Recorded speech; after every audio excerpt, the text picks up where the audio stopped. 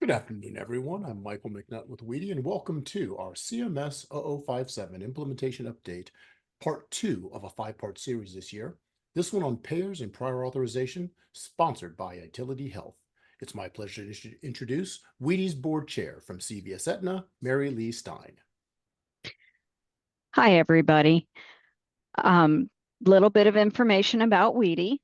Weedy was formed in 1991 by then Secretary of the U.S. Department of Health and Human Services, Dr. Lewis Sullivan.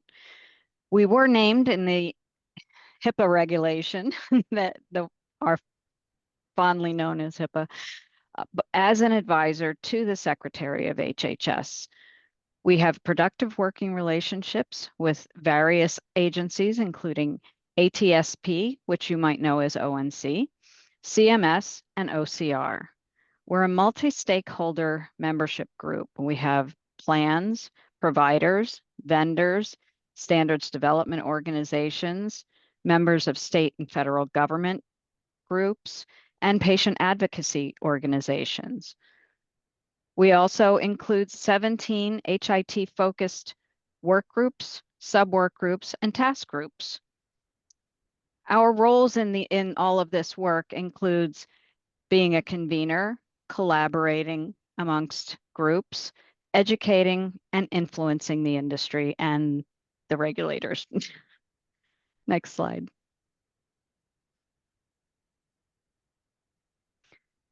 Weedy work groups, sub-work groups, and task groups provides thoughtful leadership and common sense approaches that enhance the exchange of clinical and administrative healthcare information. You can see on this slide some of our work groups and sub-work groups presented as icons. With this work, we collect input, exchange ideas, and make recommendations that inspire impactful and far-reaching change in our industry.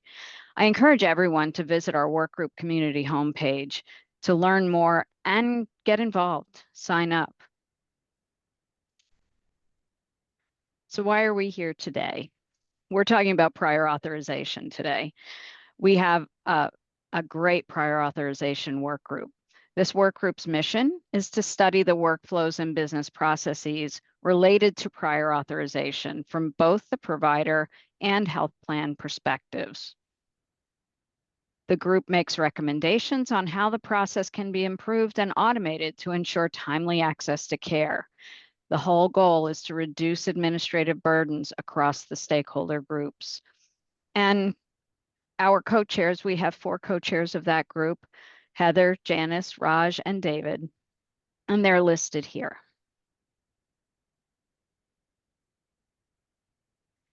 Our agenda today, if you were here early, you saw that a little bit earlier. We're already in the welcome section. The next section will be a practical guide to implementing the CMS 0057 prior auth rule. From 1:40 to 2 o'clock, prior authorization rule from a technical perspective, a technical walkthrough of the rule. And from 2 to 3, we'll have a panel discussing various entities' progress, process, and challenges when it comes to implementing the rule. We have a great faculty, a lot of really good experience and knowledge on the different topics that'll be presenting in those sessions today.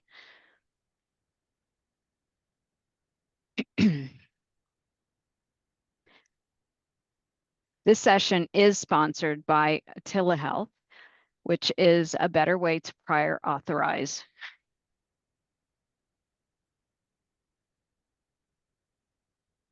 Now I'm going to hand it off to Rob to talk about some CMS events that are coming up. Thank you, Mary Lee. Let me add my welcome to the group. I'm Rob Tennant, Executive Director here at Weedy. I also wanted to thank Michael Lanzer and his team at Utility Health for their sponsorship. I wanted to say that, this implementation process of the interoperability and prior auth final rule from CMS is a journey. And we held a number of events last year. Now we're fully a year into implementation. So we talked in the early part of the year about the access APIs, the payer-to-payer, the provider, and the patient access APIs. And we're switching gears today to talk about the prior authorization API, and in particular, approaching it from the perspective of what health plans need to know and need to know what to do. We are going to continue that process later this spring when we talk about provider implementation updates. We'll follow that with a session we're calling prior authorization innovation, because there's a lot of opportunities to improve what is now currently one of the more burdensome administrative processes. So we'll talk about various options that providers and payers have to decrease that burden and improve workflow. And then finally, in the fall, we'll have a look at the HCI 4 rule and get some insights from the vendors that will be assisting both providers and vendors meet those requirements. As always, you can go to weedy.org to learn more about these events. Thanks, Rob. I also, sorry. no. I wanted to also let folks know that in January and February, as part of our member position advisory process, we did a survey on the interoperability and prior auth final rule. We got a great response rate from stakeholders, and so we are going to release those results in an event taking place on April 9th. That's a Wednesday from 1 to 2 Eastern. It'll be on Zoom and free to the industry. We'll walk through the results and then we'll have a reaction panel. I think we're very excited to hear how the industry reacts to what I believe is the first national survey on implementation of this final rule. So again, you can sign up for this and all our other events at weedy.org. And with that, Marilee, I'll turn it back to you. Thanks, Rob. I'm sorry. I jumped the gun. So a little housekeeping for our event today. If you have questions, comments, please enter them in the chat. There is an image of that on screen today, but if you don't see the chat button on the bottom of your screen, there are 3 dots in a circle that say more. Click on that. They may be hidden behind the more button.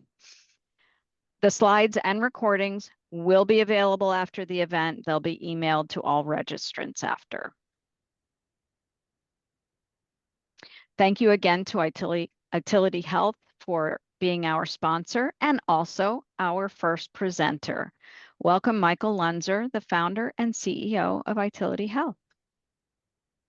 Thank you very much. Would really appreciate the opportunity to talk with you all today, and excited to share some of the common things that we hear from payers and providers in their questions around these prior authorization APIs. So the title of the presentation is A Practical Guide to Implementing CMS 0057 Prior Auth APIs. What we're really going to talk about are some of the common questions that we get, helping to weed through some of the challenges and uncertainties.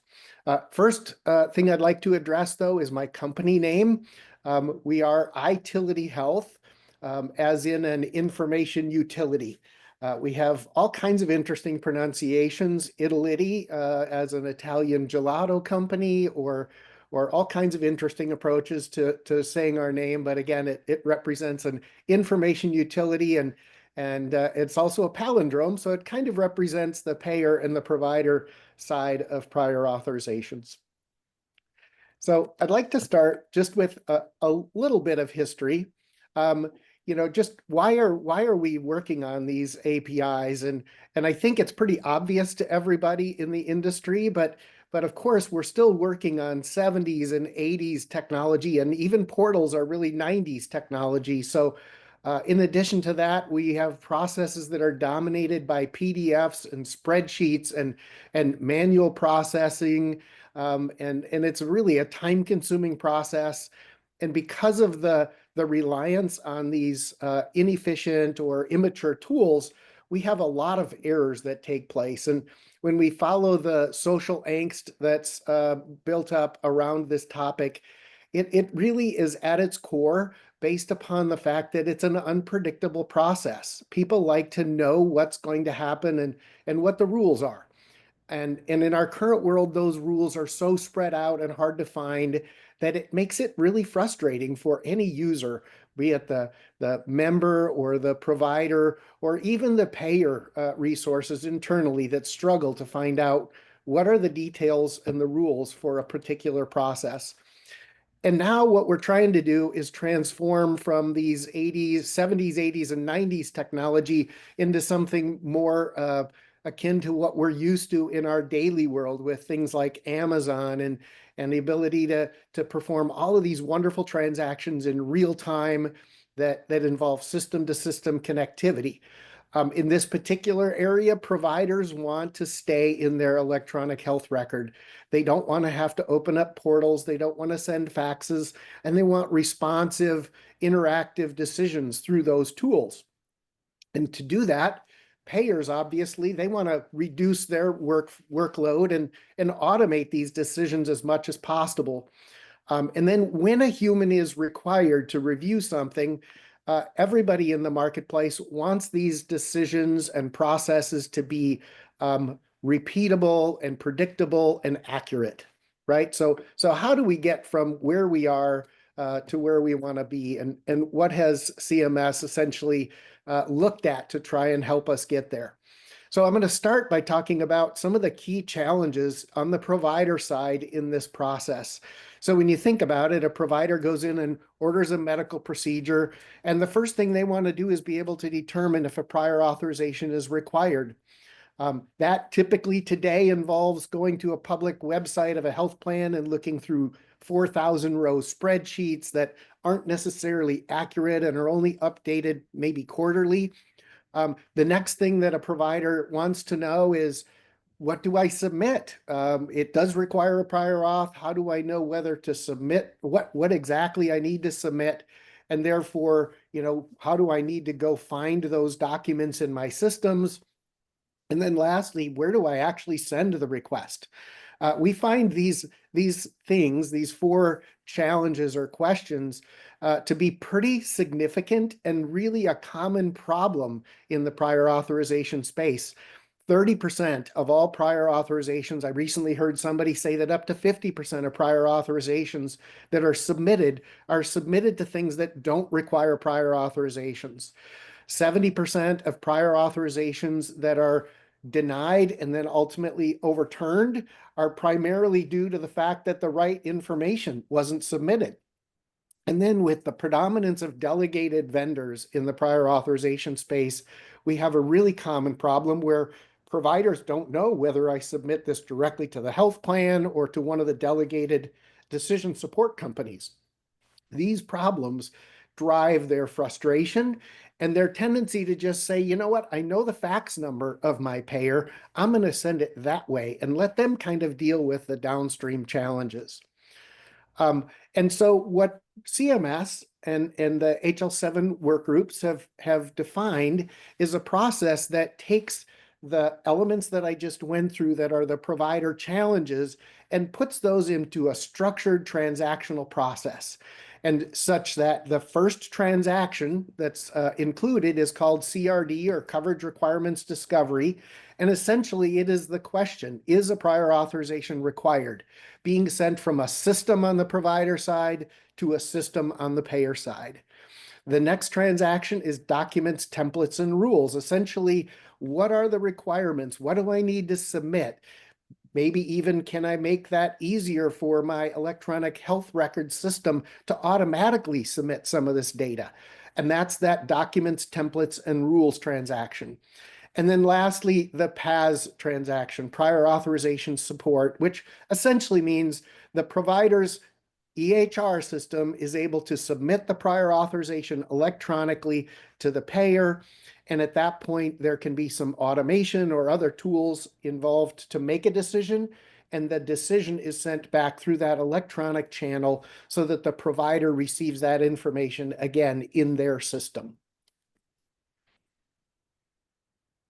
So when it comes to the payer requirements to meet these transactional elements, there's some pretty significant changes that are going to be needed. First of all, in order to answer, is an authorization required from within a system-to-system interface, we need a better system. Today, most payers publish a 4,000-row spreadsheet, and that's obviously not going to be the right tool to connect to these transactions. Similarly, when it comes to the actual rules and what needs to be submitted and those types of answers, those data elements are buried in medical policies that today are stored on health plan document storage websites. And that's obviously not going to work for supporting a system-to-system interface. Lastly, when we get to the actual submission and response process, there's really a couple of things that the payers need to consider here. One is that they need some system that is going to receive those PAS transactions. That can be within the utilization management system, or it can be a front end to that utilization management system that helps ensure that the data is structured correctly before it's created, sent over to the utilization management system to create a case, as well as some decision support tools. So in the case of a PAS system, that component of the process can actually process prior authorization responses and perform rules checks. So there's a lot that can be done here on the payer side.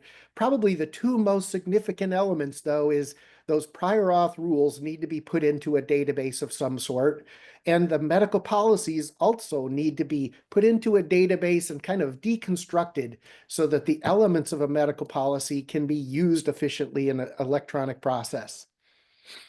So then what is the provider requirement? This is an area that generates a lot of confusion. In the prior authorization specifications, there's talk about a smart on fire application. And ultimately, what we're trying to do is help the provider to not have to leave their electronic health record system.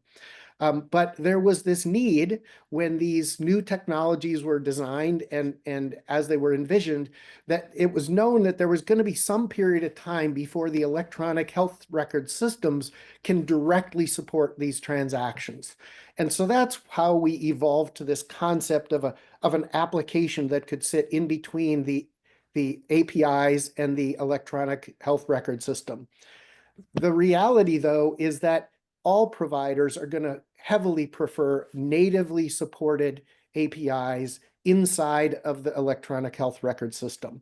And we're seeing all of the major EHR vendors, Epic, Oracle, Athena, and others, all stating their intention to directly support these interfaces, which is going to make the provider's life tremendously simpler. They'll have a single user interface to interact with all of their payer partners.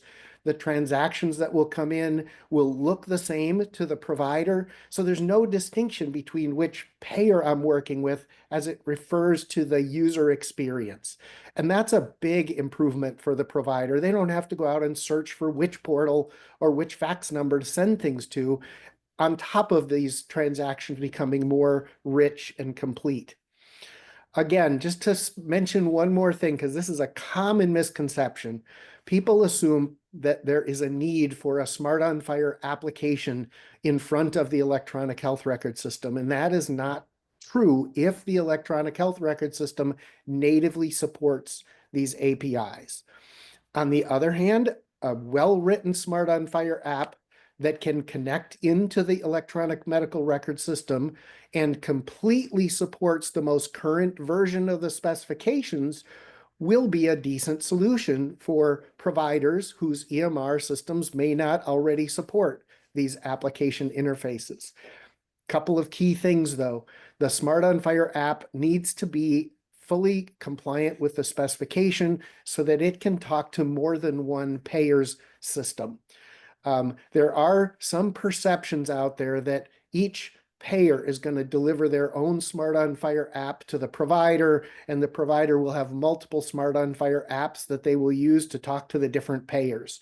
And that is not the case. Imagine if you had to use different apps on your phone to check the weather in 3 different states, right? That's just not the way this future is supposed to work.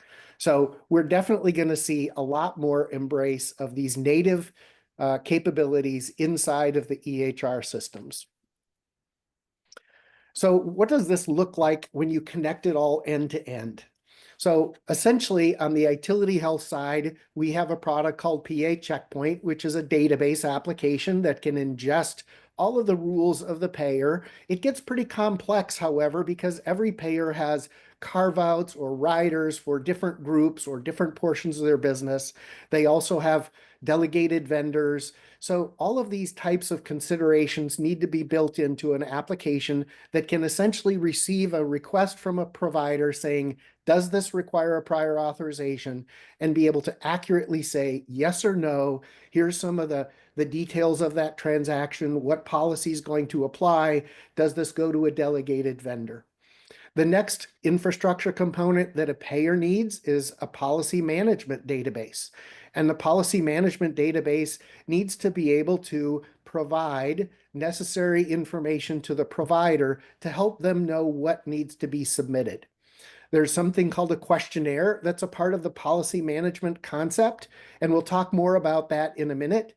But essentially, the policy management tool needs to support payer-created medical policies or criteria, so the ability for the payer to create medical policies and edit those, supporting different versions that have different effective dates, and also the ability to point to MCG or InterQual or other third-party pay policy questionnaires that are part of the process.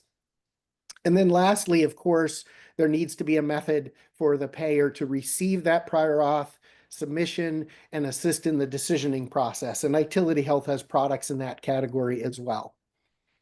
So these are some of the other common elements of that ecosystem. Of course, the picture I showed you before was pretty high level. This is an example of a demonstration that we did connecting to multiple systems this last January.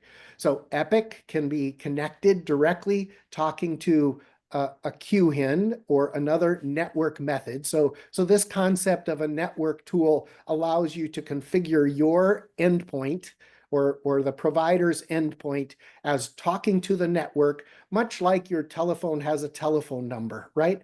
So think of the network or QHIN as the phone company. Another tool that's common in the ecosystem is a fire interoperability server. And in this case, the fire interoperability server can act as a switch, essentially helping to forward information to different systems. It can also act as a data gathering point. So in the prior authorization example, there's a lot of data that flows through this process that's really important for patient access API. And so, for instance, the fire interoperability server can gather information as it's flowing through this process. It's typically also purchased by the payer and is kind of their digital front door to fire transactions. The next tool in this ecosystem, in our case, was Utility Health, and that's the tools that support the 3 API transactions and is the data source for those transactions. So this is another common challenge in our marketplace, is if you talk to any of the vendors in this flow, they will all say they support CRD, DTR, PAS. And so what does that support really mean? In most cases, it means they can take in a transaction and can send out a transaction, but they are not typically the data source. Again, if we go back to the rules of the prior auth transactions and whether something requires prior authorization or not, that would be a data source. And then, of course, all of this connects back to the utilization management system. So another question that we get asked a lot is, what is the role of AI in CMS 0057? Well, first of all, it actually is not inherently a part of anything in this specification. AI tools can be used to perform some of the implementation tasks, One of the common assumptions is that we have medical policies that maybe need to be converted into questionnaires. And if that's the case, can we use AI to do that?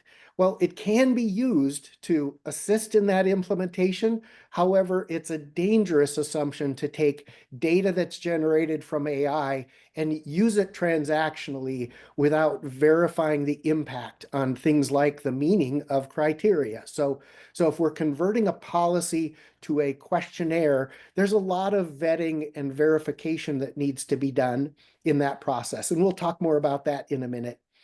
AI, however, is a perfect tool for decision support. After a prior auth has been submitted, it can be used to comb through all of the various sources of member data and then help preview to the clinical reviewer whether or not data meets criteria. But it's really, again, almost it's a very dangerous approach. And in fact, in some states, it's not allowed to use AI to make the decision against an approval. And even now, using AI to make a decision for an approval is going to start becoming challenging because the CMS is starting to audit approvals, and they want to know why exactly was something approved. So that leads to very short kind of commercial about Itility Health. We are a company that is very focused on prior authorizations. We were founded inside of a health plan by health plans, and essentially our objective is to build a platform for those sources of data and the interaction APIs for prior authorization. Our products have been in place for over 5 years and at scale, supporting multiple payers. And that's why we have such great response from the consulting organizations. And specifically, here's some examples of the health plans that are using the Itility Health products today, namely some very meaningful, respected Blues as well as other non-Blue health plans. Another thing that sets Itility Health apart is our collaboration. Itility Health works with our partners and industry peers and even our competitors. One of the things that we've stated many times is that with prior authorization, all of us in the industry are either going to win together or we are going to lose together, because this transaction is intended to work on a standard that allows us all to talk to one another interoperably and accurately. So our systems, Itility systems, need to be able to talk and work with all of the other pieces of the ecosystem in this marketplace. And so the specific products in the Itility Health suite, again, PA Checkpoint is a tool that the health plan uses to manage and maintain their prior auth rules. It's built in such a way that it's really easy and efficient to maintain. We have a very large health plan that uses that tool and manages 4 lines of business, multiple permutations, and it takes one person, one virtual day per month to maintain all of their rules in that system. And this again replaces the spreadsheet. If you want a spreadsheet, we can print a spreadsheet out of the PA Checkpoint tool, but it's a transactional system that providers can go to online and get a quick answer of, is a prior authorization required or not? Policy management is a tool that helps health plans create and manage their medical policies. It also helps to manage all of the elements that are necessary for the CMS interoperable requirements. Prior auth routing is a tool that helps distribute the prior authorizations to the correct entities. So if you have a delegated vendor, for instance, when the prior authorization transaction is happening, our prior authorization routing tool knows where to send each prior authorization, thus eliminating the really complicated web page that most payers have that tells a user, if you're submitting a prior authorization for this musculoskeletal, submit it here and it's going to go to delegated vendor number 1. And if you're submitting for a behavioral health policy, oh, submit that to this other link. As you can imagine, that's a recipe for disaster. Providers pick the wrong link. Sometimes it's approved, which generates lots of frustration and difficulty.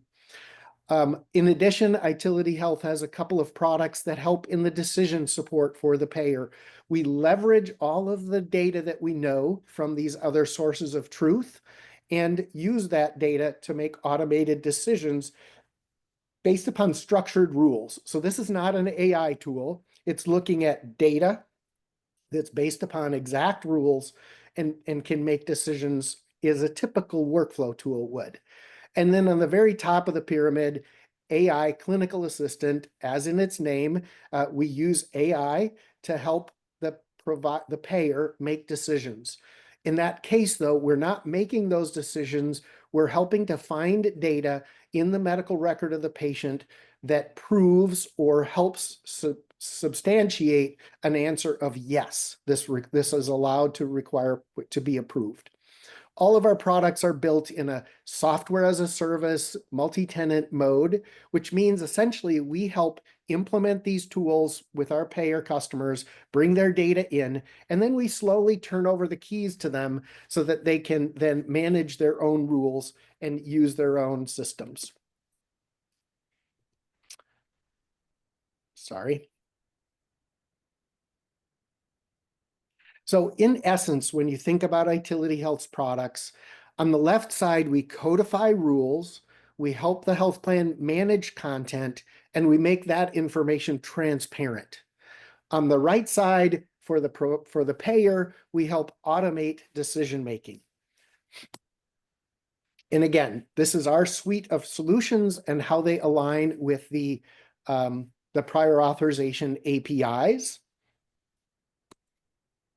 This is the API that I'd like to dive into just a little bit more of complexity, because this is one, the DTR transaction is one that generates a tremendous amount of confusion and causes people to feel really concerned about their ability to accomplish this task.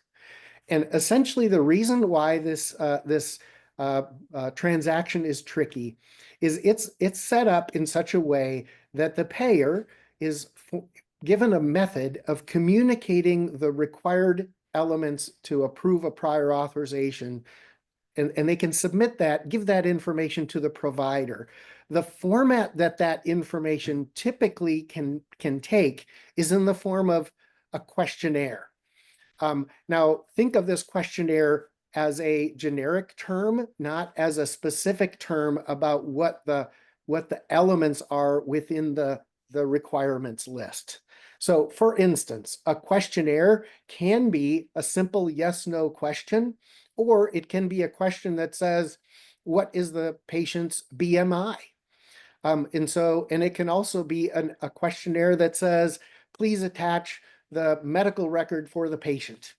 As broad as that, or as specific again as what is the patient's BMI? Have they had a particular diagnosis in the past 6 months? Very specific clinical questions can also be included in a questionnaire. Ultimately, your medical policies have the elements in them that help to determine what that questionnaire should look like. Things like the text in the policy, the criteria elements, and the attachments that you request. So then the question is, how do we get from where we are, which are these very unstructured 10 to 50 page policy documents, to a point where we're giving information to a provider that is a thorough questionnaire? One more wrinkle to add. These questionnaires can have codes attached to each question. And that's really where the future of this transaction comes into view. If a payer's policies included a list of technical clinical data that the payer wanted, and each of those clinical elements had a code associated with it, and the electronic medical record could recognize that code and automatically fill out the questionnaire, that would be fantastic. Now, these decisions could be made automatically. The payer sends over a questionnaire with coded requests, and the EHR answers those coded requests, and the decision is made based upon the data. That's the future of this transaction. Now we have to figure out, how do we get from where we are to that future? And many organizations are thinking that they have to drive all the way to that future of very thorough questionnaires with codes and automated transactions back and forth. And that's a heavy lift because all of these policies, again, are in text and other formats. It involves rewriting some of the policy criteria. And then, of course, the EMR needs to make sure it knows all of these codes and can automatically fill out these questions. Otherwise, a doctor might actually be needed to answer these questions. So how do we get from where we are to where we want to be? So there's a really great opportunity for evolution in this transaction. The first phase of that evolution can involve the health plan creating a fairly simple questionnaire, something that an administrator at the health plan can answer, at the provider can answer. In some cases, it may have some clinical data elements on it with codes that are very common for the EMR to be able to answer. In other cases, we might want to start with higher level questions, again, that an administrator can answer, or included in the questionnaire, the list of required documents and a method for the provider administrator to attach those documents. The way I like to think about this is we are striving to get providers out of the portal and into the EHR interaction. So how can we get them there the fastest and make it as easy as possible for them and the payer? And then we can increase the efficiency and the evolution of these FHIR transactions. And what does that look like? Well, that of course means in phase 2, we start to develop some very complex medical detail-oriented questionnaires that include some mechanisms that allow the questionnaire to automatically tell the provider if something's going to be approved, as well as a way for the EMR to automatically attach documents. So our approach says that let's evolve this scenario versus trying to jump all the way to the future, to the 2022 future, the 22nd century future. Let's give ourselves some evolution here.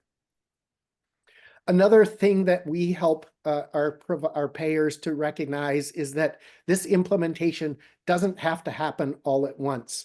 Typically, our customers start with getting their rules into a system. They expose that on their provider portal even today, and they get tremendous value from that transaction even before providers leverage the new CRD transaction. The second step is putting medical policies into a database, and this can help the payer with the creation and publishing of policies, as well as the APIs that are requiring it. Auto authorization rules can also be put into place today, even before people are using the APIs. And similarly, the decision assistant tool on the backside can be used today without these APIs. And that's really important because we all know that it's going to take providers a while to adopt these new technologies. And during that period, we want to make sure that the solutions we use on the payer side can support all of those channels. Otherwise, you're putting a tremendous amount of investment into tools that can only be used in the future instance, and you're not getting the maximum value from your investment.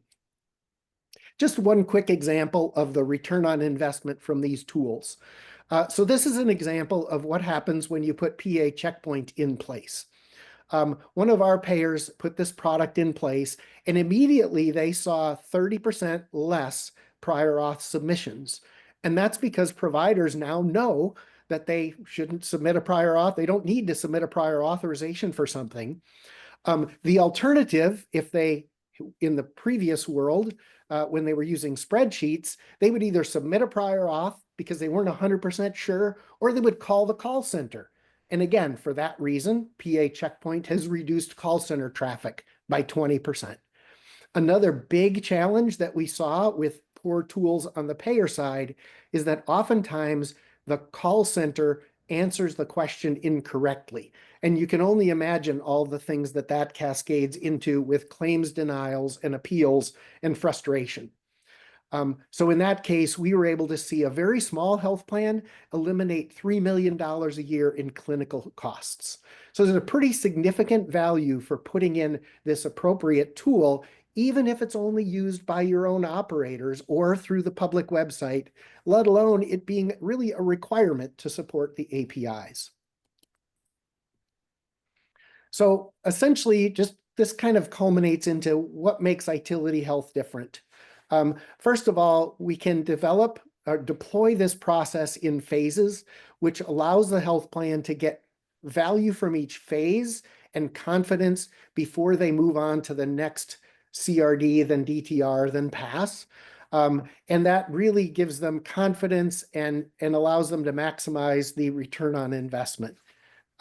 Secondly, a big differentiator for Itility Health is the fact that we do support all of these channels with these tools that help payers and providers better interoperate. So both the DaVinci and CMS APIs, as well as supporting your portal and phone and fax. We have proven success. So these products have been in place for 5 years, including all of the rule-based tools and policy-based tools that are going to be required for FHIR, and most organizations are just now starting to think about building. And again, lastly, our products are modular. So if a customer already has something for the is-auth required and just needs medical policy content management or vice versa, we can sell or deliver those products integrated with other tools. We're really committed to playing nice in the world. And for that reason, this is a really strong solution for you to consider.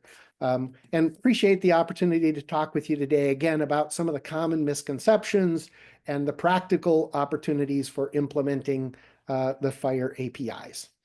And with that, I'd be happy to take questions, or I'll turn it back to our moderator to kind of let them manage the flow from here. Thank you. Thank you, Michael. That was very informative. I appreciated it myself. I'm sure others did as well. We do have some questions. Michael, are we good to take a couple of these questions? Sure thing. Okay. How much consistency are you seeing between different EHR vendors' interpretations of and support for the e-prior auth implementation guides? I would like to say we could answer that question. We haven't seen enough adoption from the provider EHRs.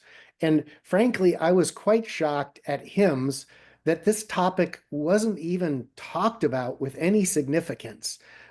In fact, there was somebody that demonstrated a tool that would allow a provider to use AI to create a phone call, to create a prior authorization with a payer's call center. That's a solution looking for a problem, right? That's what we're here for, right? I'm shocked that providers haven't embraced this faster. Itility Health's approach has been to align with Epic and all provider systems if they're willing, but Epic's really been the leader. We tested with Epic in January of last year, and then did some even more thorough testing with Epic this last fall. So we've kind of been leading the charge on this extreme testing, again, like we did in January with eHealth Exchange and Onyx and Epic, kind of exercising the full chain of the transaction. Another question, although I think a couple of people have answered this already. Are you working with any state Medicaids?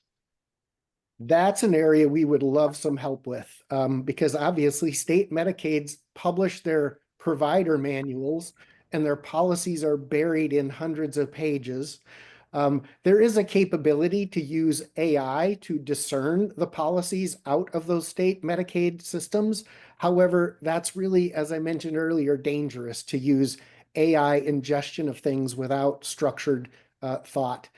We would love if somebody can convince a state to use our policy management tool to restructure their policies. That's what it's designed for. We can ingest existing policies and help transform them, but also verify them and put them into versions.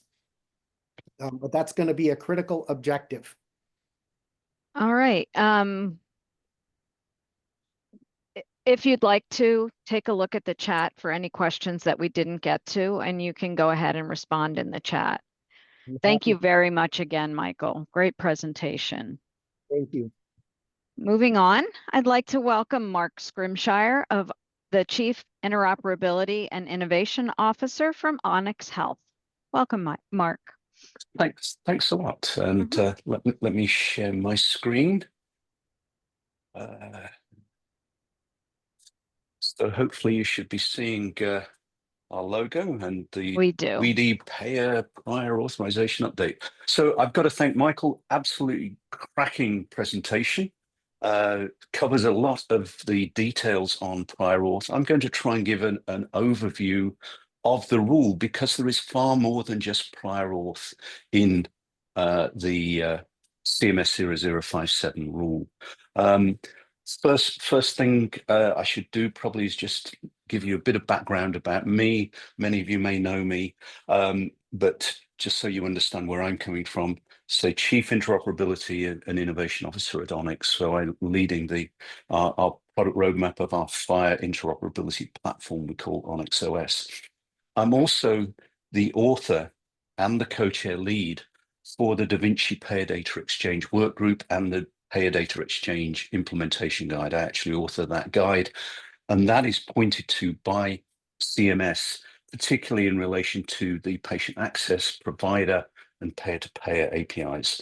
I'm also a co-chair for HL7's Financial Management Group, which we sponsor a number of these implementation guides, and I'm also a board member of the FHIR Business Alliance, otherwise known as Fireboard. So that's me.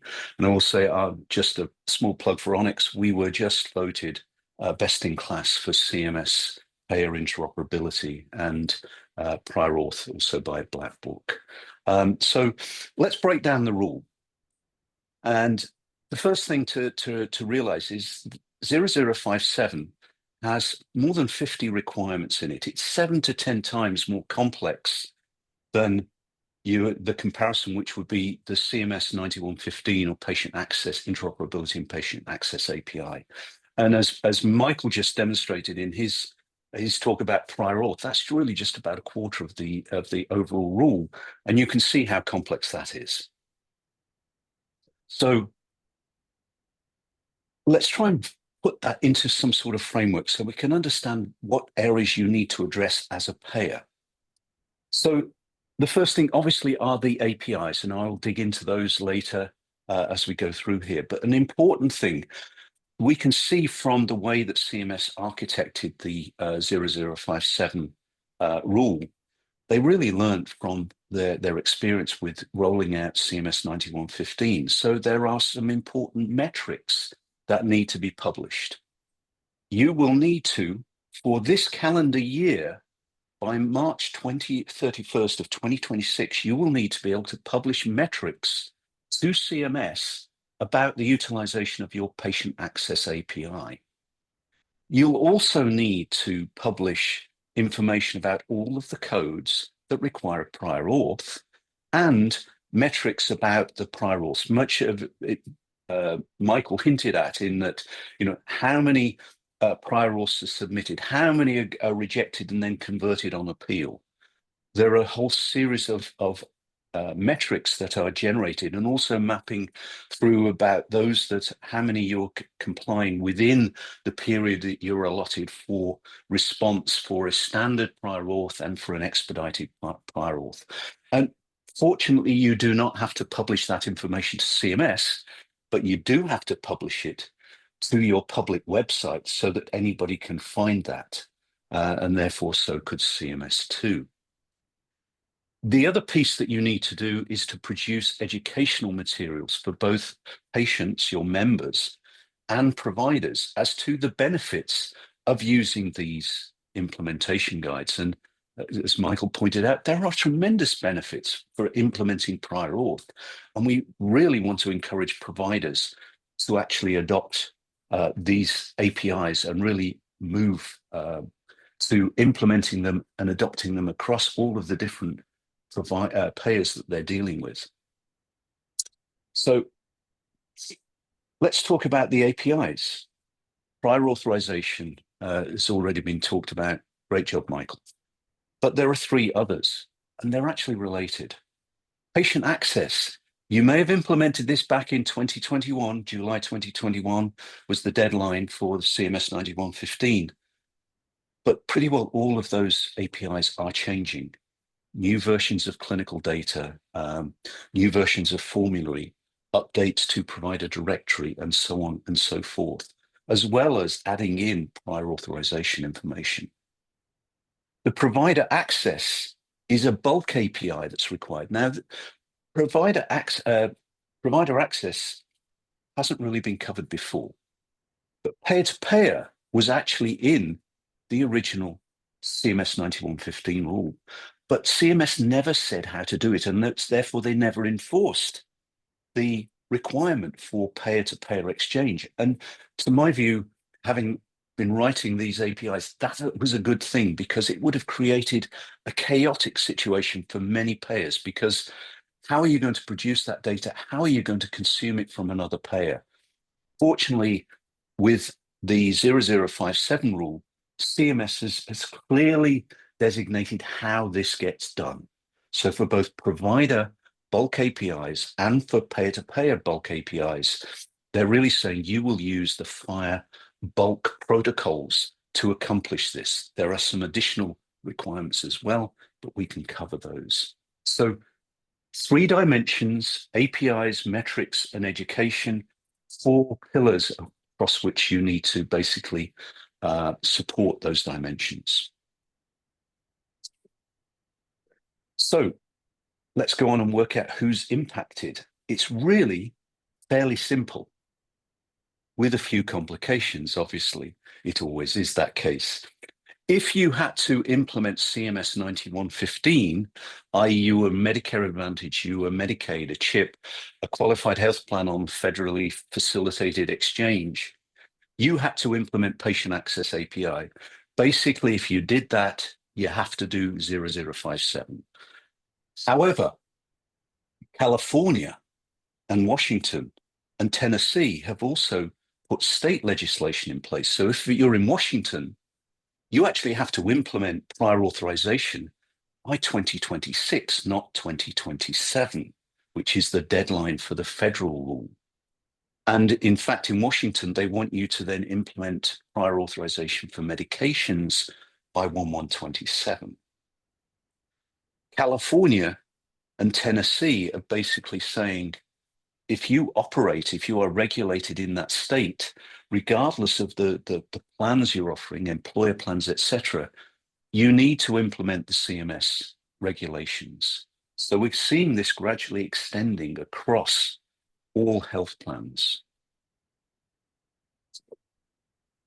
So the timelines, I've hinted at that already, but let's go into it in a bit more detail.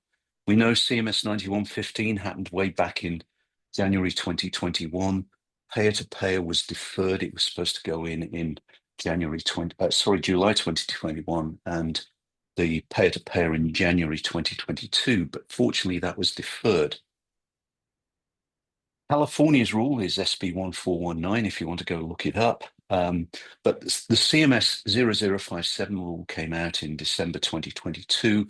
It was basically published to the Federal Register the day after Martin Luther King Day last year in 2024, and hit the Federal Register in February. And that it was the final rule there. Now, you have a couple of other things happening. 2026, January, Washington State requires implementation of prior auths. And also, we are seeing that the ONC is going to require all certified health IT vendors with their certified products to support US Core 6.1. So that's an upgrade from the original US Core. So that is going to flow back to you as a payer, simply because the providers will be submitting information supporting the prior auth that will typically follow US Core 6.1 formats. And so you will want to implement that in your Patient Access API. And fortunately, CMS provided the flexibility for you to implement newer versions of their recommended implementation guides. So you don't have to wait for them necessarily to put out a clear regulation saying, do this. So we're looking at March 2026, the end of March, you will have to publish your metrics about the performance of prior auth and your patient access API. And that's for calendar year 2025. And obviously you will have to do that on an annual basis. And then the APIs that we've been talking about all have to be implemented in January 2027. And there's going to be more things. We're going to see, I think, developments around TEFCA. We'll probably see things around good faith estimates and patient cost transparency, and then the move to digital HEDIS. What this has really, I think, done for payers is, after the first patient access rule, it was, okay, I'll implement this, but am I really seeing much usage? CMS is clearly indicating they're moving to FHIR, as is basically the federal government, and it's moving away from just pushing out data, publishing it, to becoming increasingly bidirectional and close to real time. So we know from personal experience, there's a lot of plans out there looking at what they built the first time and whether they need to be re-architecting or selecting a new vendor to meet these emerging requirements. Remember, 7 to 10 times more complex than that original rule. So what needs to be delivered and when? I've covered this, so I won't belabor the point. January 1st, 2026, US CDI version 3 comes into effect, which translates to FHIR US Core 6.1. So you'll see more resources being included there, more variations of profiles for observations and so forth. March 31st, 2026, you're reporting either to your public website for prior auth or to CMS for patient access API. And then the API is going live January 2027. And we suspect many plans will actually want to move into piloting much earlier than Jan 1, 2027. So I talked about the 50 plus requirements. This is an eye chart I use quite frequently. So if you can't see this, it doesn't mean you need to go to the optometrist and have your eyes checked. It is quite detailed, but you'll see hopefully in the top left a little red box, and that really is the original patient access API. So all of the rest of the dark blue dots are everything that needs to be considered as you move towards complying with the regulations. And you can see the 4 pillars. So patient access API having its upgrades to things like formulary, provider access, handling this ability for an in-network provider to connect to you using an attribution list that you manage as a payer, being able to download information about the members that they're treating. Then we all know we're fickle members. We move. When we move from one plan to another, you'll be able to go to your new plan and say, here's my information from my old plan. Please go get my data. And so you'll be able to bring forward your data. And then the prior authorization API, which has a number of elements to it. So let's quickly touch on prior auth. I can't beat what Michael did. You've got basically, from a FHIR perspective, coverage requirements discovery, documents, templates and rules, and prior authorization support. And then clinical data exchange is also referenced by these IGs, even if it's not actually referenced in the regulation itself. It's used to ask for additional information that may be beyond the scope of the standard questionnaires you should be developing. And CRD is a prior auth required. DTR, what information do I need? Prior auth support, submit the request and get a response.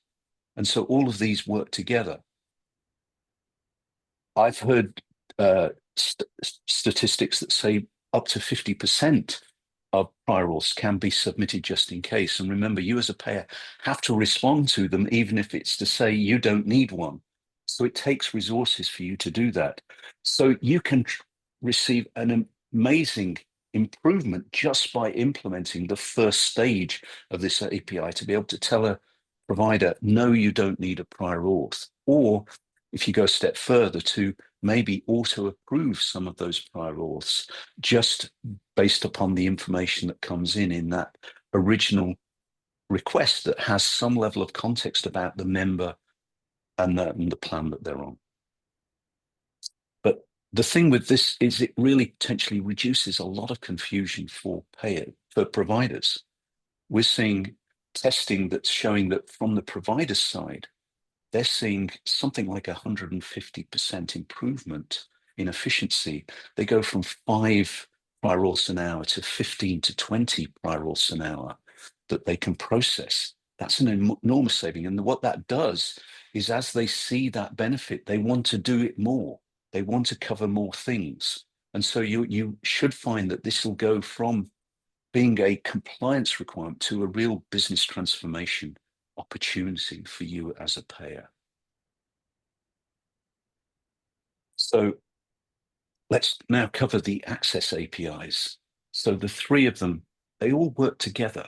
And the other thing to remember is the information from a prior auth also needs to flow into these APIs. So I talk about the exhaust from prior auth, the prior auth process has to feed these APIs. So, for example, your prior authorization will be in the patient access API together with the supporting structured clinical data. So your US Core 6.1 data that you asked for in making the decision. The same will apply in the provider access bulk API. That does have another little wrinkle in that any of the claims, i.e. the Karen Blue Button EOBs, will not have their financial data. So you'll know what happened, when it happened, where it happened, but not how much it cost. Payer to payer is also the same in terms of the claims information that is exchanged. You'll know what, when, and where, but not how much. But there is a wrinkle in payer to payer is that if you ask for unstructured clinical data, which you use to determine prior authorization, you have to provide that in the payer to payer bulk API. Now, relax. You don't have to go and think about machine learning, AI, and all of these things to try and deduce structured content out of that unstructured data. It could be an X-ray image. It could be facts of handwritten notes from a provider. You simply need to basically encode that as a binary or document reference so that it can be exchanged using US Core. So, a little more detail of what's changed in the patient access API. The Karen Blue Button, an important thing to note here, many of these APIs, these implementation guides have gone through updates. Some are still going through. I know I'm trying to finalize the publication of Payer Data Exchange because we've incorporated support for US Core 6.1 and future US Core 7.0. So Karen Blue Button, their STU 2.1, adds vision and dental. That's one of the big changes, but they also defined the non-financial formats of those EOBs. US Core goes from US Core 3.1.1 to US Core 6.1.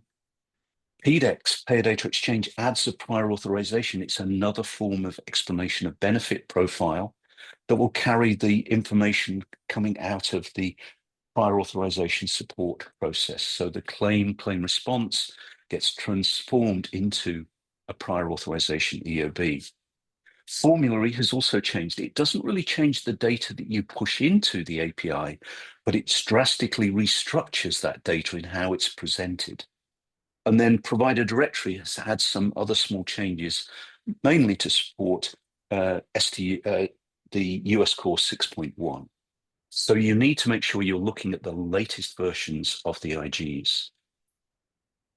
So when it comes to the provider access API, they don't get formulary, they don't get provider directory because that is actually an open API.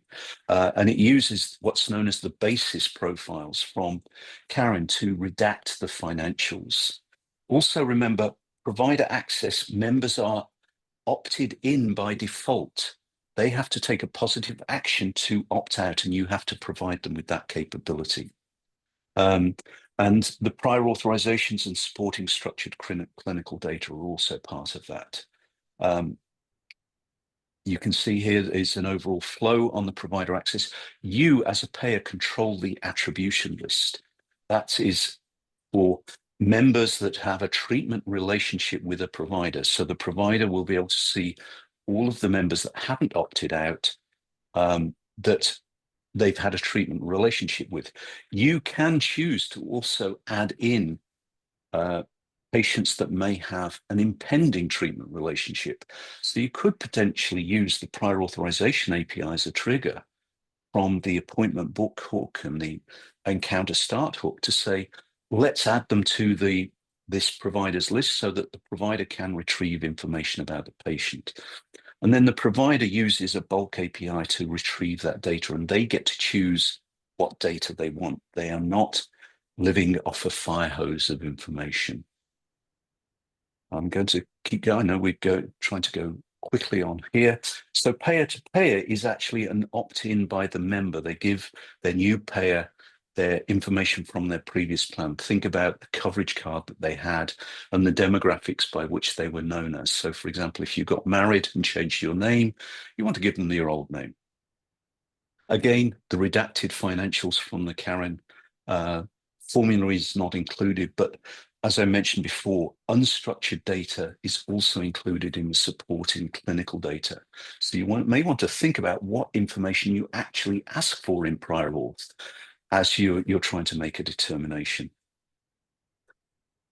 So again, this is a similar type of structure. Instead, a new payer can submit a whole batch of requests. They'll provide information on demographics, coverage, and a member's consent or authorization to retrieve their data. The old payer will do a matching process and create a group record in the Firestore that can then be used by the payer to retrieve data about their members. So we're actually using the same mechanisms for both bulk APIs. It's the same underlying operation. So in summary, 7 to 10 times more complex. The countdown's 20 months. Bear in mind, CMS originally estimated it might take 30 for a plan to implement. You've got these 3 dimensions and 4 pillars. That's the entirety of the CMS 0057 rule. So with that, I would happily take any questions. And if you want to get hold of me, you certainly can. Back to you. All righty, we have some question. I'm just scrolling. I'm sorry. That's okay. Trying to get to the beginning of some open questions. Okay. Yep. Given that TEFCA rules require support for IHE CCDA for non-e-prior auth transactions, how much are you relying on TEFCA for connectivity? That's an interesting question. I think the way I don't say from the way I've designed Payer Data Exchange to handle provider access API and payer-to-payer is we start from the fact that these are secure APIs. You need to obtain a set of credentials. If you read the FAST security IG, there is a mechanism for effectively being able to automate the registration, which will result in receiving those credentials. That is a requirement for TEFCA. It could equally be run in some sort of public-private partnership, for example. But the way we're certainly approaching it as implementers is first, let's create a mechanism that manually you can register to get access to these secure APIs. But really, we want to look, as an industry, we've got to get our act together to be able to do this registration at scale. That is one of the biggest issues that we have to address. And it's not a technical issue.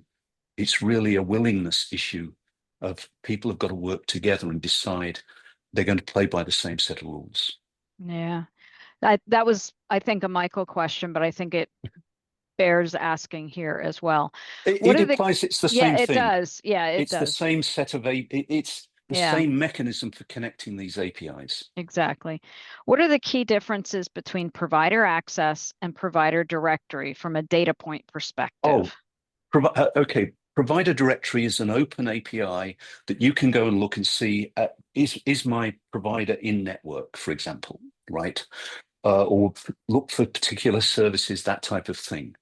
Provider access is really addressing the question from the provider's point of view. I, as an in-network provider, tell me what you know about my patient. So I'm able to go and get the member's health history, their claims history, their prior auths that they've had approved or have changed status in the last 12 months. I can download all of that information if I want it, or I can be very selective about the data I ask for. So if I'm, say, a diabetes expert and I have a member that's coming to me, I might just want to go and get the observations a payer might have about their A1C. And you have the capability in the API to just ask for that.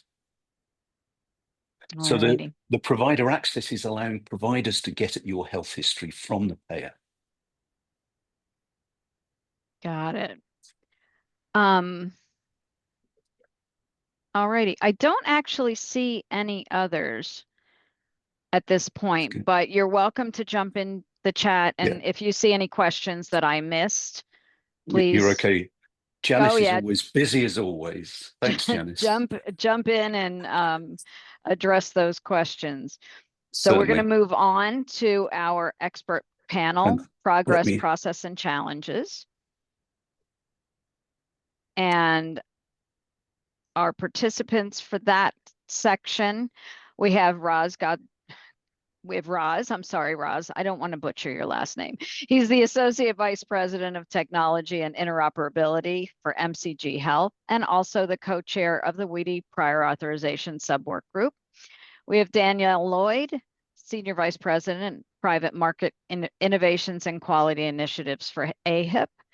John, I don't want to butcher names, IT Development Director, Sencal Health, and Brenda Muehlbauer, Managing Director, Product Development, Blue Cross and Blue Shield Association. Welcome to all of you. And let's have our panel discuss an implementation update. So who would like to start giving some information?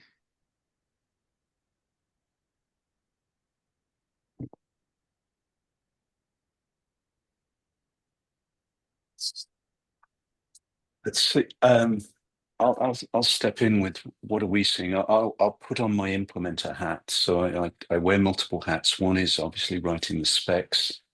You know, the things I would encourage any payer out there to do is to get involved, stay involved with the work going on, primarily in the Da Vinci accelerator program, because we are seeing as implementers start to put these implementation guides into effect, questions are arising. We're trying to evolve best practice. We're even trying to see, do we need to make changes to the spec? And at the end of the day, what we want is for these things to work. And if you look back at, for example, what was done with formulary, we had a lot of feedback from the first version from the industry, and that led to a fairly radical change in the way the data was structured that just made it easier to update. At the end of the day, we want these APIs to work, and we want them to work efficiently. And so we're looking for that feedback from the industry. So don't grab an old version of these IGs and labor away and, you know, be pulling your hair out. There's a great community here, the connectathons and everything else that can really help you address some real issues.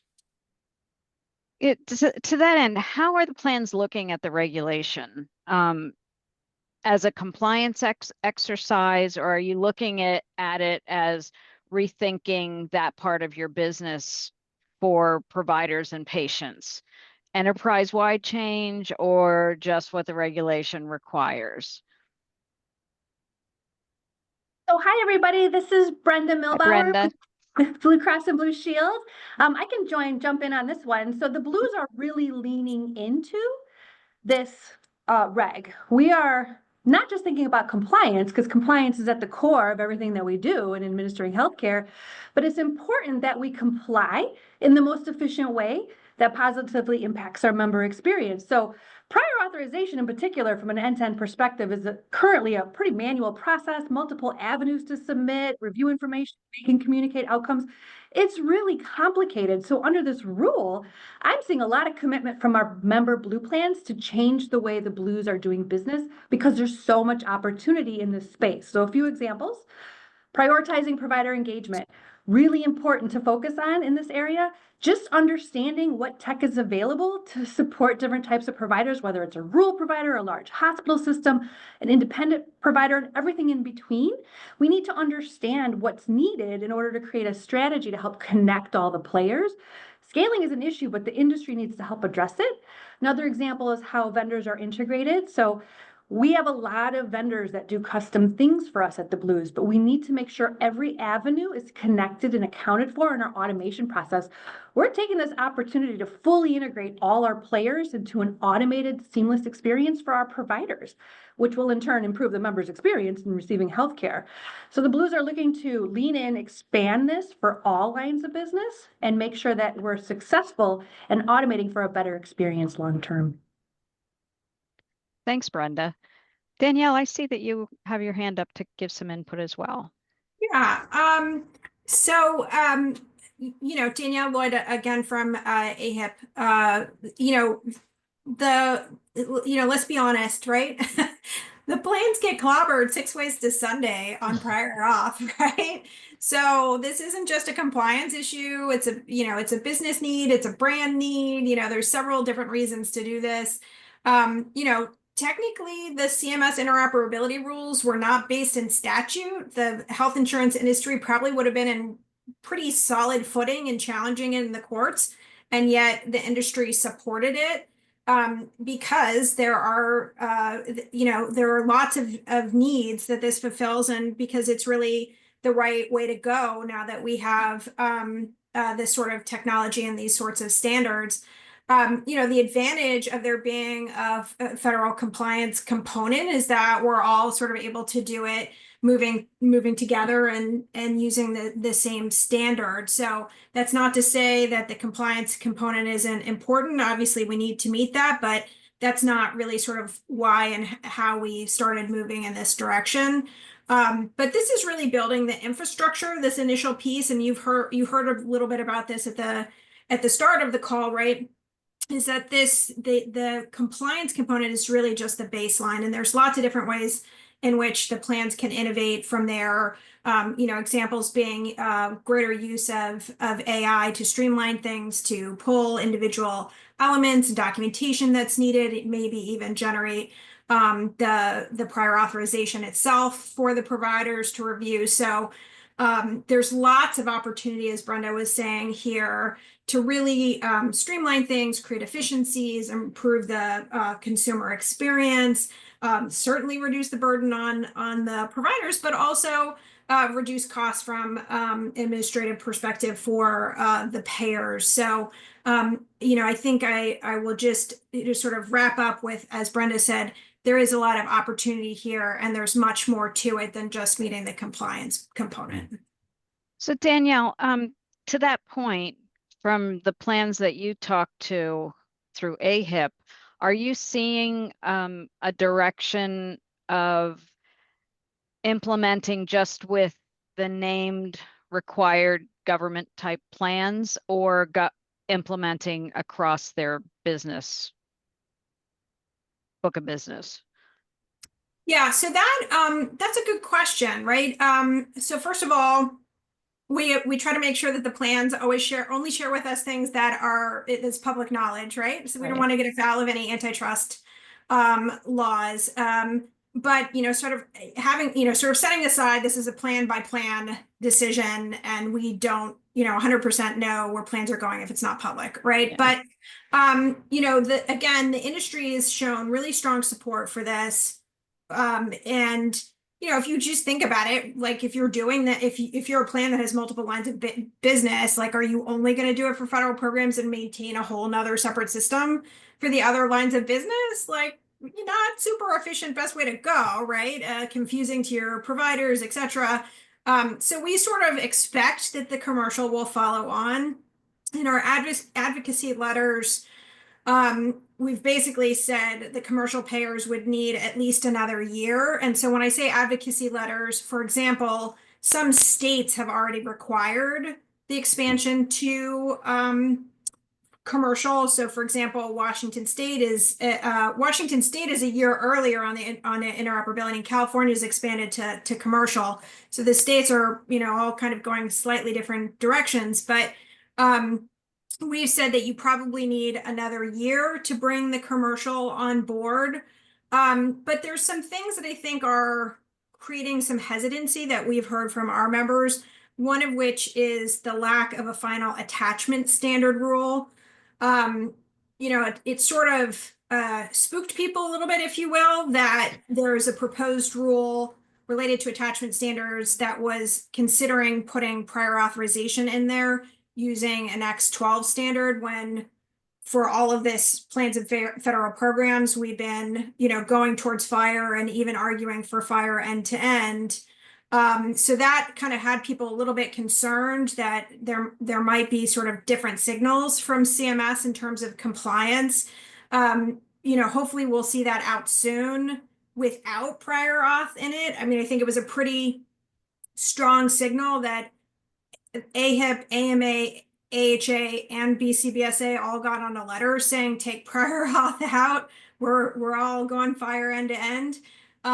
But that's, I think, still a little bit of a concern. And then lastly, it's just sort of, do you want to kind of work out the kinks in where you have to from a compliance perspective, and then move into some of the other areas, or what I've basically heard from our members. Right. It's Brenda, from a payer perspective for the Blues, do you have input on the same questions? Sure. Talking about expanding to commercial, you mean? Mm-hmm. Yeah. So the overall thought process from the Blues in particular is, if you're building all of this infrastructure, why not open it up for a consistent and seamless process? Seamless experience is extraordinarily important to the Blues, both from a provider perspective and a member perspective. So if we can make this process easy, because we have these policies in place, so the industry can actually come together consistently, and we can plug in and automate, because automation is the key. We have got to codify our medical policies and take the opportunity to review the medical policies to resolve some of those conflicts that have been there for a million years. If we can all do that and automate end to end, there's no reason we can't expand this to all lines of business to make it easy all the time. That's sort of the position that the Blues are coming from, and that's where we're trying to drive towards long term. But I appreciate you making the comments about needing a little bit more time, because it's a larger book of business. So you're right, it's going to take a little bit longer. That's a really great point.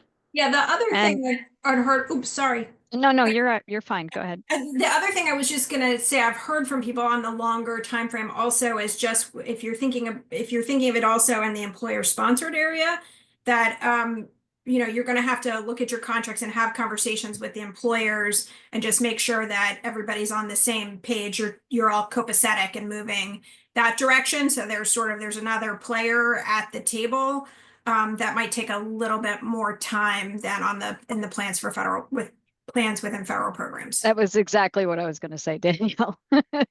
Yeah, when you get into the commercial side, you do have that other player, which is that plan sponsor. All righty. Moving on.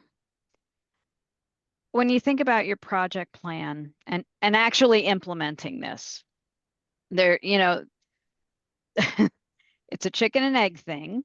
Do you look at the business changes that are needed and work from that back end? And I think it was Michael that was talking about being able to do a lot of the back end things first now, if you need to, or are you looking at the technical front end pieces first and then taking that and working on your back end system changes? So Which are you looking at first, or are you just looking at both?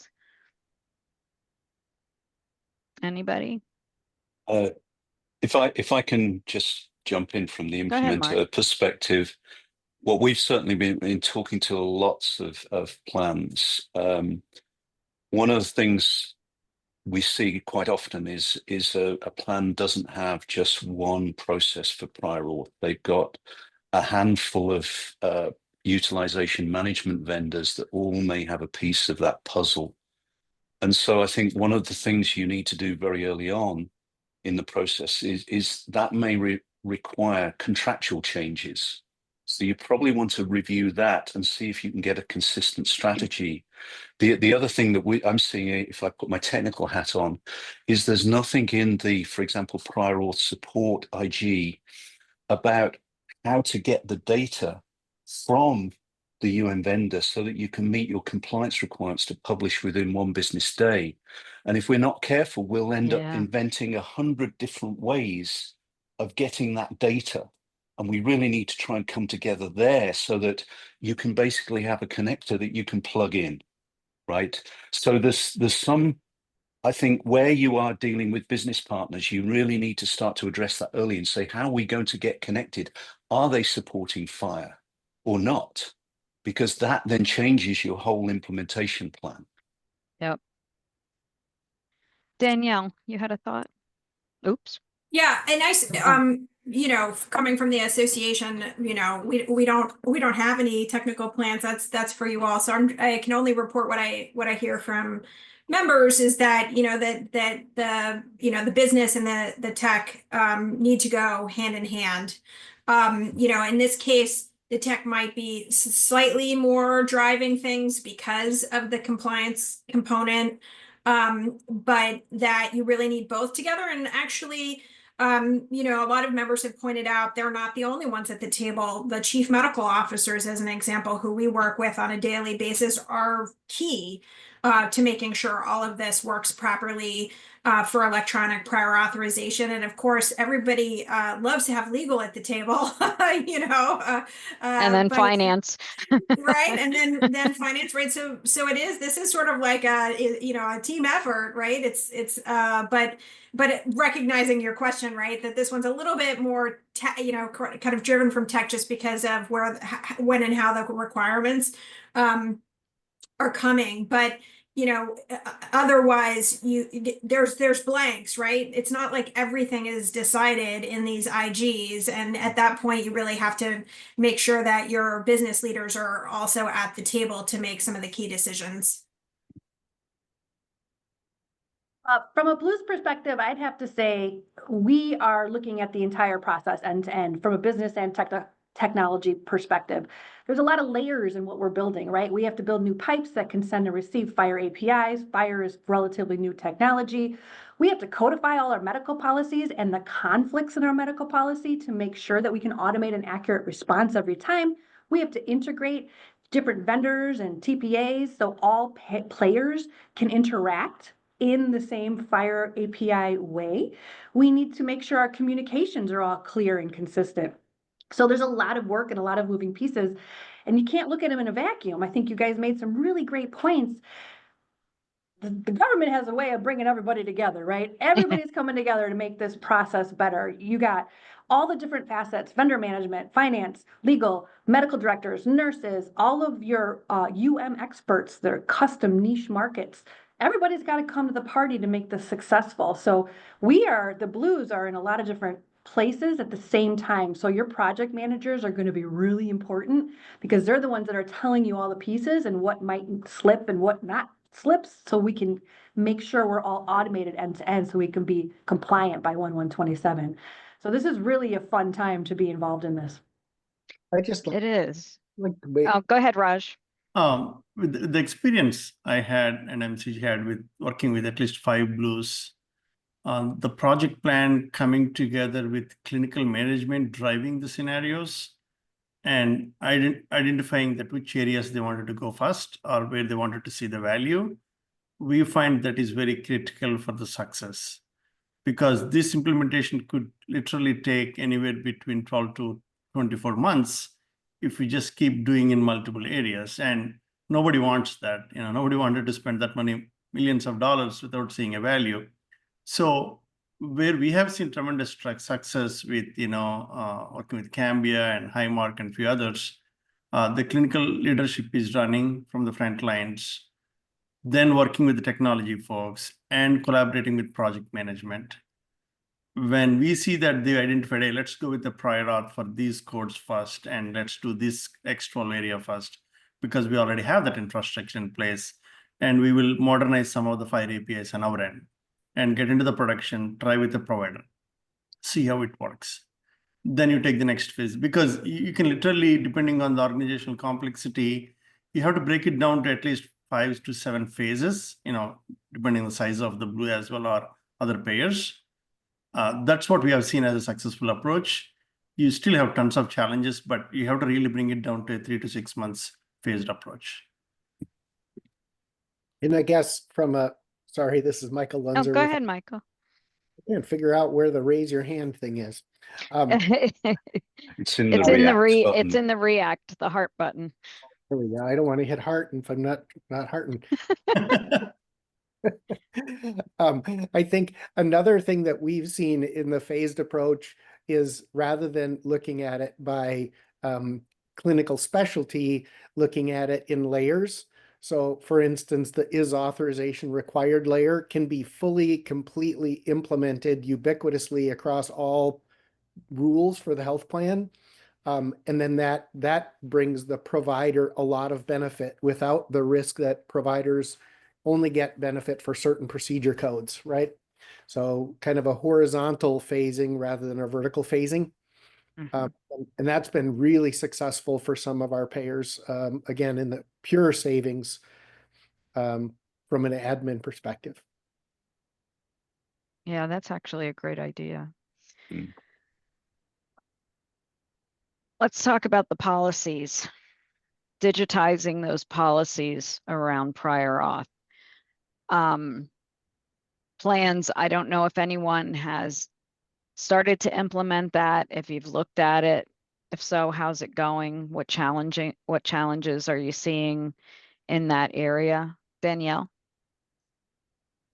A couple things I've heard here is, one, it's not just digitizing your rules all the time. In some cases, you have a third-party vendor you're working with, and in some cases, you are delegating risk to a provider group. And so these sort of different pathways might make it more difficult to get it the digitization and codification across all of those. The other thing I've heard is, from the EHRs may not necessarily be using the same sort of code sets that are in the payer system. So, for example, the EHRs, you might be pulling SNOMED codes, and the plans are, some of them, again, reported back from different payers, right? Not to say all of them, but some of them are looking at then crosswalking them to billing codes like CPT codes. So that's taking some time as well. And then the denial code seems to be a hot topic because there's X12 and CMS, and then a boatload of proprietary codes, and sort of what do we have to do for compliance? But to your other question earlier, Mary Lee, right, is what do we do like that, because we want to, and we want to standardize further. Is there something that we could or should be doing in that area to try to take some of those proprietary codes that tend to have more rich detail, and create broader industry standards in that area as well? Right. The word proprietary doesn't really live in a standardized world, unfortunately.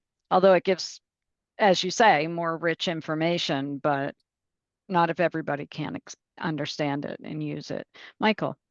Yeah, Danielle made a really good point, and that is that the EHR system has to also support all of the automation that we place in the system. And we've had some great conversations with AMA, and they're really concerned that if these policies get codified to a really, full degree, and the EHR doesn't fully support all of the logic, that this could become a burden increase for the physician. And again, when we think about the goal of this is to be successfully implemented, it's really important that we kind of balance the desire for burden reduction on the payer side with, I think, what's really the primary goal of this entire project, which is burden reduction on the provider side. So the idea of codifying policies, I think we have to tread carefully. That if we codify policies to to the full degree that could make it wonderfully automatic for the payer, we could create a burden increase for the provider and ultimately a barrier to success for this project. Anyone else? Hey, so this is Brenda. Oh, sorry, go ahead. Oh. Yeah, just a couple of things. One sort of goes back to the original statement I made about maybe reaching out to your vendors. One is first check who owns the IP or the copyright on those guidelines, and are you then able to actually codify them, or do you have to wait for a particular vendor to do that? So that's one thing you maybe need to take into account. It's just something to be aware of, and I think we have to take this incrementally as well. And remember, I mentioned in my presentation that any data that you ask for has to basically be revealed through the Access APIs. So you also want to think about what are you actually asking for in order to reach a determination. This Brenda, yeah, I was just gonna, oh, sorry, I was just gonna add on that to Danielle's point. It's super complicated because you have to think about a lot of layers of information when you're codifying. We also have state laws that mandate certain services be covered. So you need to really think about state and federal laws, any provider contracting specifics, and every product and line of business seems to have a different flavor. So that's really complicated. But I can say that some of these medical policies are old. They're all available on the web. If you look at them, they've been around for 100,000 years. So now is a good opportunity to use AI if you have the opportunity to evaluate those. They can bring up conflicts for your medical directors and nurses to review to see what's actually applicable and if we want to make a change. Now's the time when we're doing this and we have tech that can serve up information to us to really think through what makes sense and how to make that clear and concise message. So we're very easily able to communicate outcomes to our members and our providers. It's really important. So I just want to add that. And I agree with everything Danielle said. Yep. Raj. Oh, when it comes to this particular question about digitizing the policies, are we talking about just taking the PDFs and turning into a content API that can distribute to the customer or the provider in this case? And then there are, if you go through the DaVinci specifications, there are layers of codifying each question or each criteria to a value set, to an expression that can interact with the data, then pre-populate the answers based on the data that you're getting from the provider. There is a lot that we are trying to achieve here, and what we are seeing with payers, they don't have a content management platform to do anything. When we even digitizing some of these policies, if you're trying to do a structured questionnaire versus adaptive, every payer need a platform to define what is that branching logic should look like if they're only showing few set of questions. So in my view, this is oversimplified in that phrase of digitizing policies. But what we recommend payers is that you take one step at a time, you turn this into a FHIR questionnaire, and then you see what you can do in terms of mapping to respective value sets to get the data from the provider. Then you think about expressions in terms of pre-populating the data. So if they're trying to accomplish everything in that process, it's going to take tons of money and a lot of time because some payers have hundreds of policies. I'm seeing lots of thumbs up from Michael. I actually was going to throw that to Mark and Michael, specifically around does digitization mean just make a PDF an image online, or does it No, mean something more? Because I suspect that's not what it means. no. If you and Michael's probably the expert on this, but if you delve into documents, templates, and rules, you've got the questionnaire and you've got the clinical quality language that, in theory, should go to the EMR and pull the data and populate the form. It's the two things together that you're really trying to create, and we probably got to think about what that means from the EMR's perspective of handling certain queries and being able to do that efficiently. And so that, I mean, there are, Raj, you're probably aware that there's moves in Da Vinci to have look at how we can maybe crowdsource some of the CQL, the clinical quality language, so that we're not all reinventing the wheel subtly differently. Right. Yeah, Yeah. and I would agree as well with Raj on the idea that this has to be a phased approach. If you try and absorb this in one huge project, it is a huge project, and as we all know, in any development, huge projects have a much greater chance of failure, right? So take an agile approach and nibble away at this. And so frankly, the first step of digitizing policies in our world is to getting them into a metadata structure that allows the policies even to be found. Right. Now they're typically buried in a document store along with the 500 current policies and maybe the 2,000 archived policies of the health plan.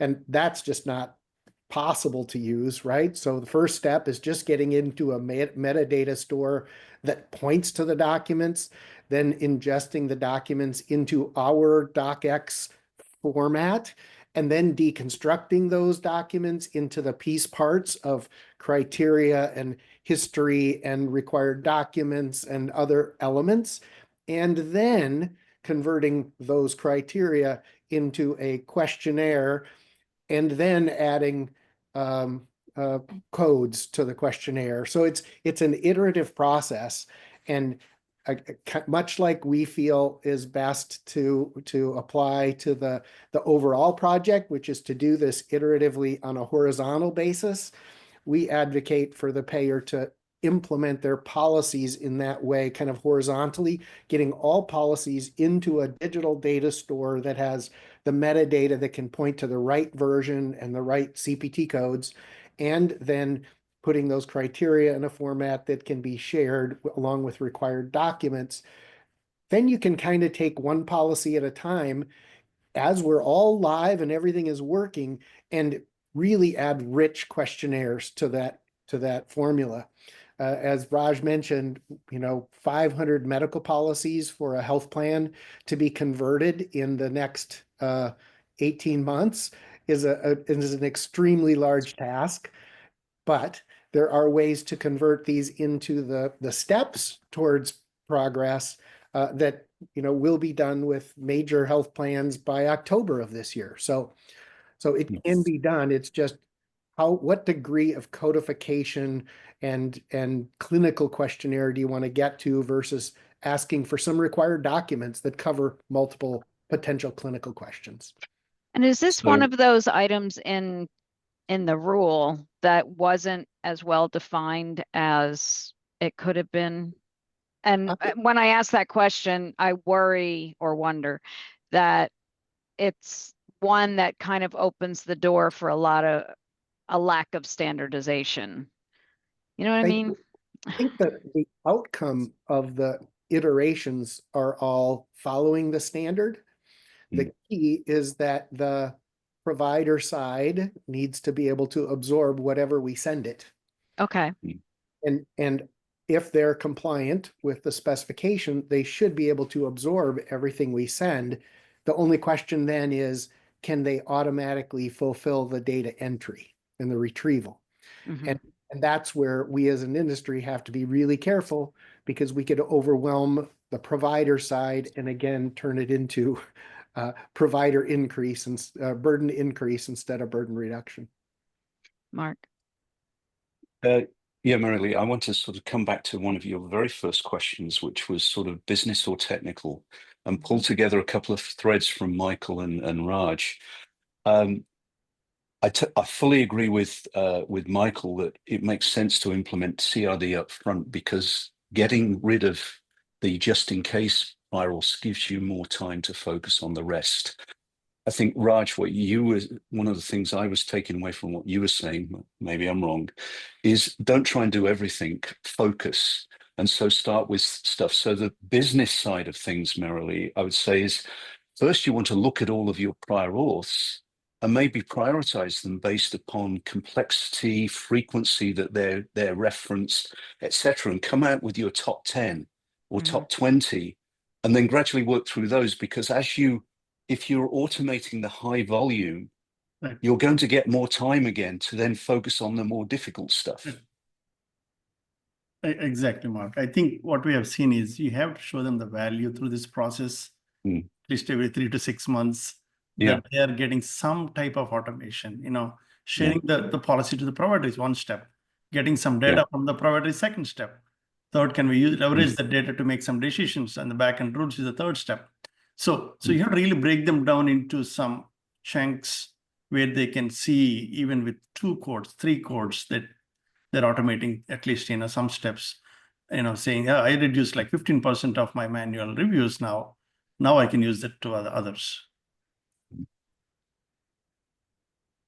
All righty. Anyone else on the codification of policies? All righty. Now you touched on CRD. CRD has the potential of needing to pull back information from different areas besides the utilization management stores that we use for prior authorization. How are the implementers looking at pulling the data from those different stores and being as efficient as possible to get this done in real time? Well, I can say from the CRD perspective, from the spec, that's one of the reasons that the hooks for appointment book and encounter start were put in, because it can effectively be used as a trigger to the plan to say you may be getting a prior auth, and therefore you can buy the time to go and pull the data that you may need to address the particular question, so that you've got it in basically on hand. So that's one of the things you want to think about, is how can you maybe cache some of this data that you need to be able to make decisions. Michael.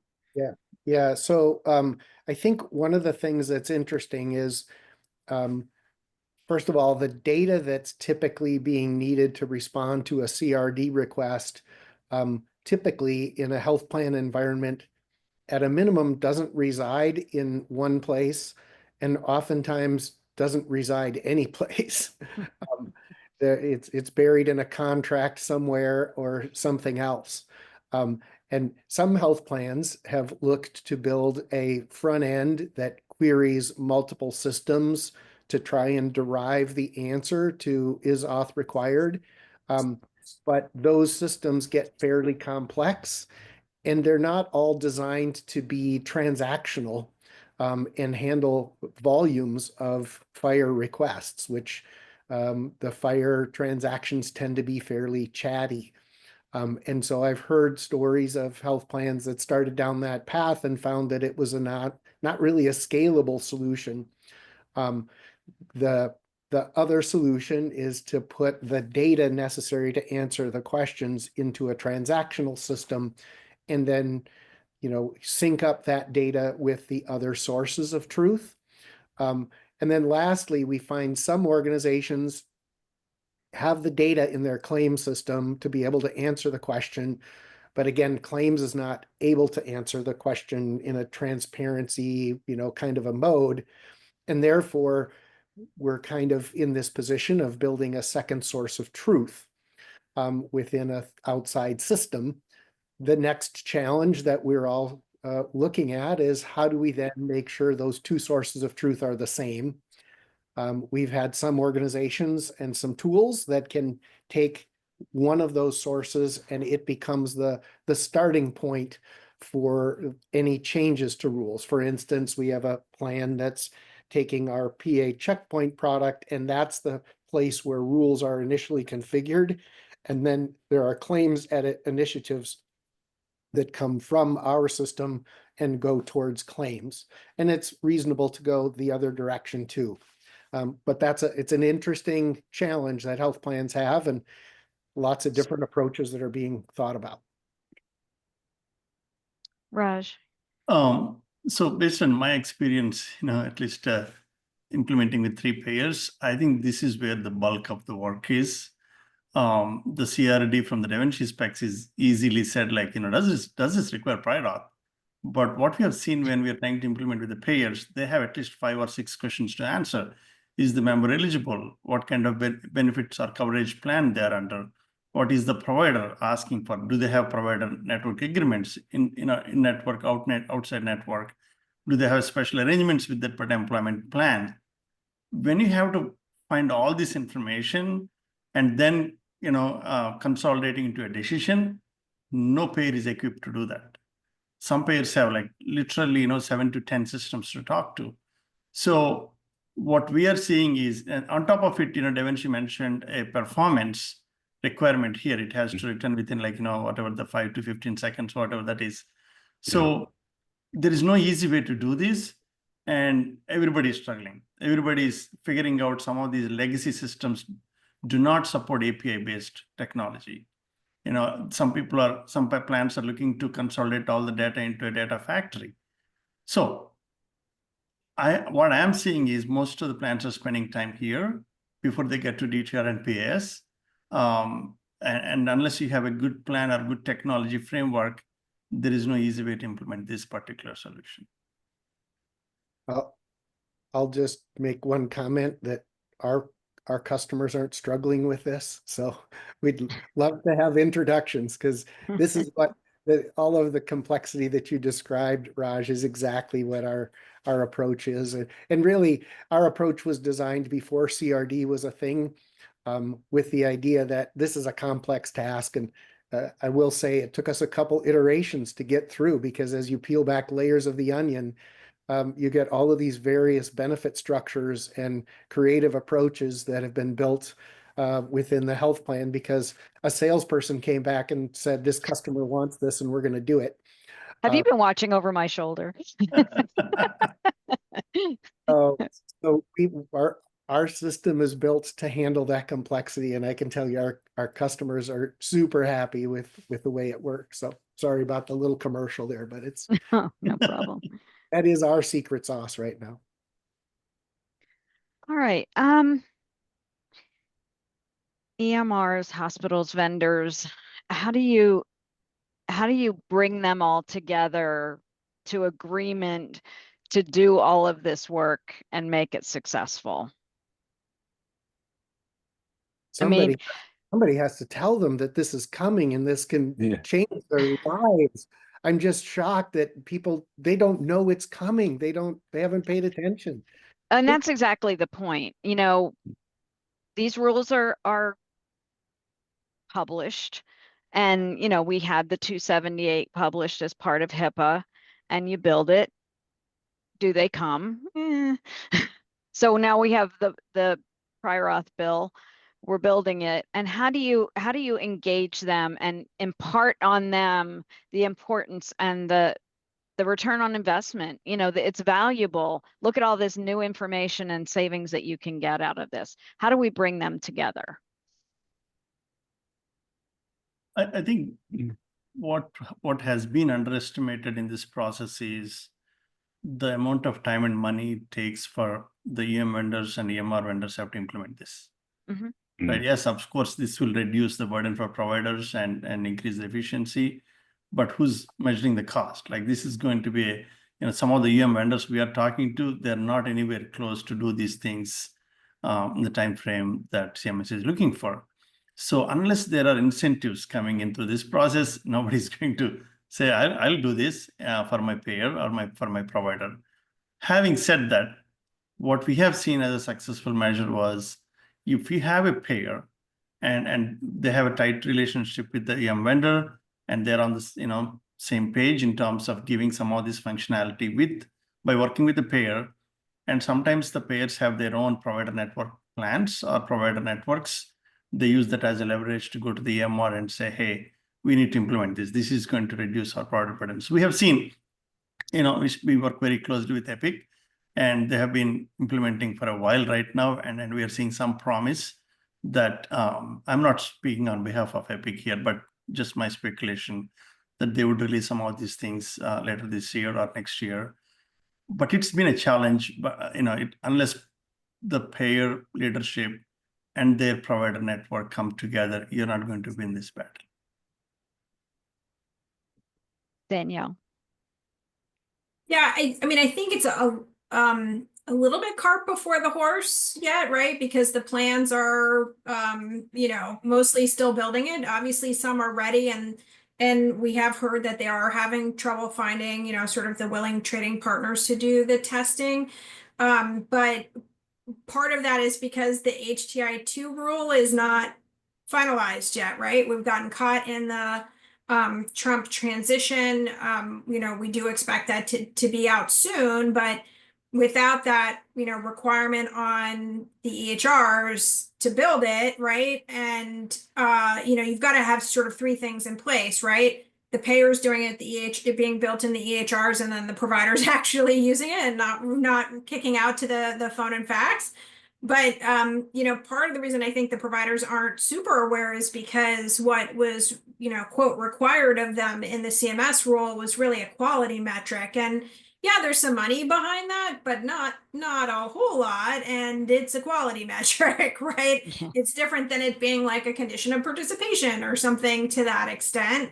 But at the end of the day, we think, and I think Mark or somebody sort of kind of started getting at this earlier, but the proof's in the pudding, right? Like if we, and now I'm thinking maybe it was Mike, but it doesn't matter. Once we start testing at scale and they can really see just how much faster things are, how much easier things are, and we're kind of hoping it sells itself. Maybe that's too Pollyanna, but that's why we also are working on, requirements and the HTI-2 rule. So we're kind of covering all of our bases in this respect. So I have one last question. What do you see as gaps? And this kind of goes to that last topic that we were just talking about. What do you see as the gaps that you'll encounter, communication, technology, education, where Weedy can step in and help? Where do you think that we can play a role? I mean, I think events like this are one of them, right? Bringing all of the different stakeholders together so that we can share ideas, share where things are, share where the hiccups are, probably even more importantly, continues to be an important role for Weedy. Thanks, Danielle. Anyone else? I would say we should continue to bring the payer and provider leadership because we are already bringing a lot of awareness through ED, through different webinars and schedules. In terms of CRD, DTR, and PS, I think the most pain points I believe is CRD. I think if we solve that problem or bring some leadership on both ends, that will be a huge lift for the industry to know we are helping, in a leadership role here. Michael. Yeah, I would just echo that this kind of event is really helpful. The lack of knowledge of what these specifications entail is really the big impediment to progress right now. Again, the perspective on Smart on Fire versus native integration and some of the questions we get asked that indicate to me that people don't really understand at its pretty basic level how this all works, and until that's clear, it's kind of hard for people to move forward. Great. Brenda. I just wanted to thank you for doing this from the get-go, because this is awesome that we're bringing all these people together. Prior auth is a ginormous ecosystem with all of the players that plug in. So the messaging that we bring forth on the value of this is going to be really important, because we want providers to use this. We're investing millions and millions and millions of dollars in this solution because we want it to be better for our consumers, our members, and our providers. So that value story is going to be really important. So if we can come together, share lessons learned, and start telling that value story, I'm with Danielle. I think it's going to sell itself. Thank you, everybody. I'm going to, at this point, hand off to Michael for final thoughts. And thank you.